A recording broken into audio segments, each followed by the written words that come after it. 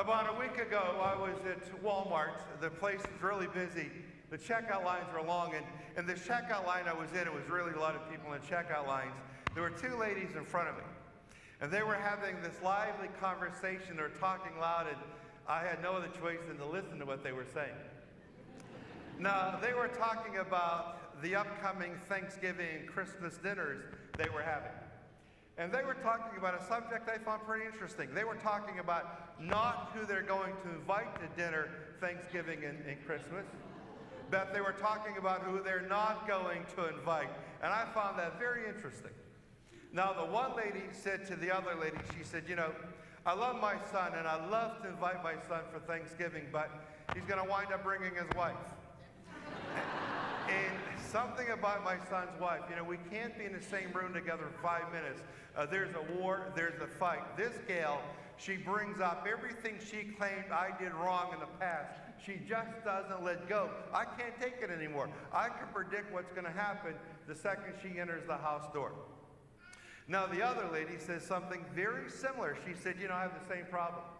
My problem is this: I love my sister, but my sister's husband, this guy, is always waiting for a fight.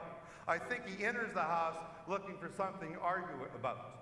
And he always brings up, he's so defensive, all the things he claims my family did to him in the past. This guy just doesn't let go.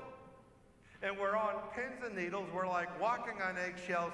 We know the second someone brings up the wrong subject, he's off and running, the dinner's ruined, and it's over. And when I'm listening to these two ladies, all of a sudden I remember a song that was really popular back when I was just a young teenager. It was written back in 1969. The song was called War. It was written by a fellow by the name of Edwin Starr. Now, it had a very powerful and great melody, but the lyrics of the song are incredible. Now, they're as relative as today as they were back then, and I'll just share with you some opening lines out of the song itself. The song went like this: war, what is it good for? Absolutely nothing. Say it again. War, what is it good for? Absolutely nothing. It ain't nothing but a heartbreaker. And it's got only one friend, and that's the undertaker. Now, I think as I read today's gospel reading, I said to myself, that is the key point of today's gospel reading. Today's gospel comes out of the 21st chapter of Luke, verses 5 to 19 inclusive. And this gospel reading is for you only if you're saying to yourself, my family is conflicted. There are family members that when we get together, they come to our house, there's going to be a fight, it just isn't going to go well. Well, today's gospel reading gives you both a problem, and it's going to offer the solution to that problem. How do you find more peace than argument in your family? So what we want to do is take a look at verse 9 of the 21st chapter of Luke. Now, this is what it says. When you hear of wars and insurrections, do not be terrified. For such things must happen first, but it will not immediately be the end. Now, when Jesus is talking about wars and insurrections, he's not necessarily talking about one nation to another nation. You know, the world was very small back then, despite the fact the earth was the same size back in biblical days as it is now. But people back then didn't know what was going on in the whole world. We do today. That's why we think there's so many wars and insurrections, because we can instantly find out what's going on in the other side of the world at the very time it's happening. But Jesus was talking about wars and insurrections and fighting and arguments in your families, among your friends. And it's the end. What he means by that is this.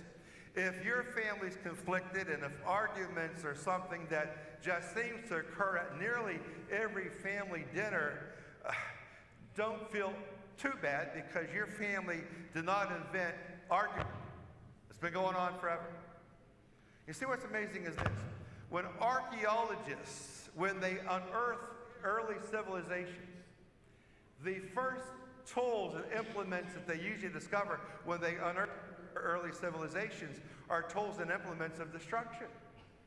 There has been fighting and a way to hurt people. That's been going on literally since the creation of the world. That's been going on all the way back with Adam and Eve. The inability to get along with everyone, especially with everyone you want to get along with, and that's members in your family. How do you keep that from happening? Well, it's going to take some self-introspection to make that happen. Because could it be that you are one of the people that like to bring up the past hurts? That when you get together, you're just sitting and wait, saying to yourself, I'm bringing it up. They should hear it again. I don't think they really know how much they hurt me, so I'm going to make sure they know how much they hurt me. I'm bringing the subject up again. Now, that's the importance of verse 15 of the 21st chapter of Luke. Let's take a look at verse 15. Now, this is a powerful verse right here. Jesus said this, "For I myself should give you wisdom in speaking, that all of your adversaries will be powerless to resist or refute."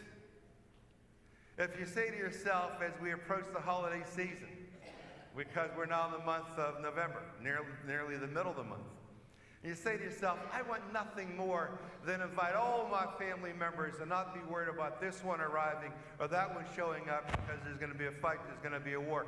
How can we get along? What is the remedy? What is the antibiotic I can use in order to heal the ills of my family? Do you know what the antibiotic is? I'll show you what it is, because no one can refute this, just like verse 15 says. The antibiotic for getting along is the cross. Take a look at the cross of Christ.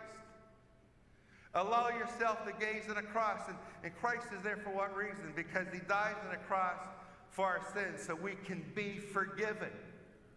See, Jesus understood just how difficult it is to forgive. And what he's showing us is this.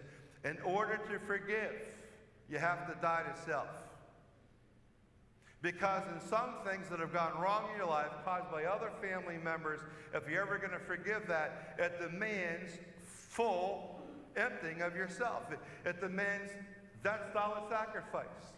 I just got to let it go. I got to die to myself. It's going to be painful. It's going to be hard. I doubt very much dying on a cross for our sins so we could be forgiven was an easy thing for Jesus to do. It had to cause him an immense amount of pain. But he says this, in certain things that you need to forgive someone for, it's going to be painful. If you say to yourself, I'm only going to forgive those things that are easy to forgive, then there's going to be a lot of things you're going to be holding on to. You're going to be bringing up at Christmas and Thanksgiving dinners and having a fight and an argument once again. It demands that style of sacrifice. I was reading an article in Psychology Today magazine. It's one of my favorite magazines. I love it.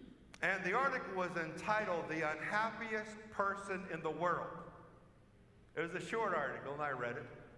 As I'm reading the article, I'm saying to myself, well, they're giving a profile of the unhappiest person in the world and how that person is dark and gloomy and there's no smile on their face. And I'm saying to myself, well, that's the profile I thought would be indicative of the unhappiest person in the world. But what I'm looking for is this. What made the most unhappiest person in the world the most unhappiest person in the world? What caused that? What's the source of their unhappiness? And toward the end of the article, I found out. And here's what happened. A person walked up to the most unhappiest person in the world and said to that person, "Forgive." And that person responded, "Never." Never. That's what makes that person the most unhappiest person in the world. When they were asked to forgive, and the response was a quick, "Never. I'm never going to forgive. I'm going to hold on to this." Why? Because maybe I like being miserable. Maybe because it's too difficult to forgive. It requires that I die to self. So I'm going to hold on to all these past hurts and all these past feelings that I have, all this frustration. I'm sure that lady would love to have her son over and his wife and just sit down and have a nice meal from start to finish without anything ruining it. I'm sure that other lady would love to have her sister and her brother-in-law over to the house. But she knows the second he walks in, uh-oh, this is going to be a long night. Forgive. The unhappiest person in the world says, never. So I leave you with this. The lyrics from the song, at least that first line, because I think it really speaks volumes. Its first 4 lines. War, what is it good for? War, conflict, strife, anger between your family members. What is it good for? And the answer in that song was absolutely nothing. It is nothing but a heartbreaker. And it's got only one friend. That's the Undertaker.